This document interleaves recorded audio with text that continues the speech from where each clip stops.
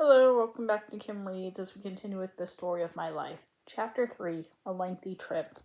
The desire to express myself grew steadily. The signs I made were not enough, and frustration set in when I failed to make myself understood. I broke down in tears and exhaustion, seeking solace in my mother's arms. These passionate outbursts took place daily, sometimes hourly. My parents were saddened and perplexed. We resided a long way from a school for the deaf or the blind, and it was inconceivable that a teacher would come to a far-flung place like Tuscumbia to teach me. My relatives and friends also doubted if I was capable of learning. Charles Dickens was the only one who inspired hope in my mother. She had read his account of Laura Bridgman in his American Notes and recalled that she was deaf and blind, yet received an education. But she also recalled that Dr. Howell, the man credited with discovering the way to teach the deaf and blind, had died many years ago.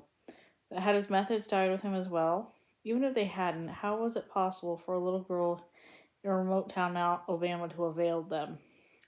I was 6 years old when my father received news about an eminent occultist in Baltimore.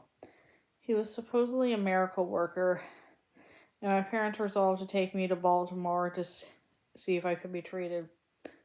This journey was pleasant, and I made many friends on the train. A lady gifted me a box of shells in which my father made holes so I could string them.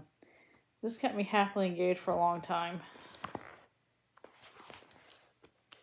The nice conductor let me cling to his coattails while he went around collecting and punching tickets. He also let me play with his punch. It was a lovely toy which I punched funny little holes in bits of cardboard. My aunt created a big doll out of towels for me. Strangely, it had no nose, mouth, ears, or eyes. But the amplifier struck me out of all the other defects. I pointed this out to everybody, but no one seemed capable of providing a doll with eyes. Suddenly an idea struck me and the problem was resolved. I looked for my aunt's cape, which was trimmed with large beads.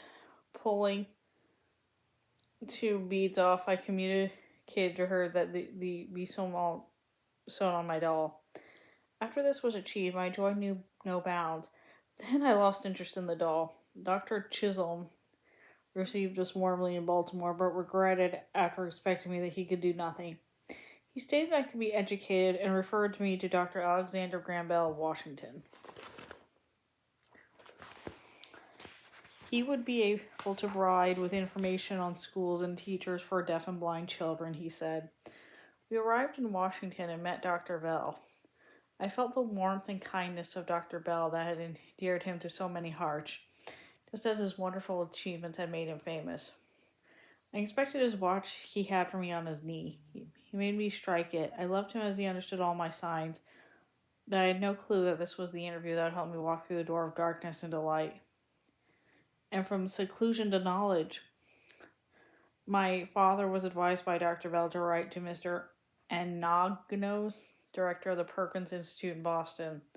This is where Dr. Howe had labored intensively for the blind, and this is where a teacher could be found for me. My father did so and received a reply after a few weeks in the form of a kind letter that informed that a teacher had been found.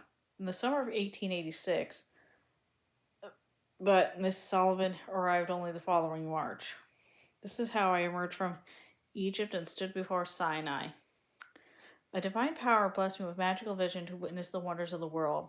I heard a vision from the sacred mountain that proclaimed, "Knowledge is love and light in vision." And that's the end of that chapter. See you later.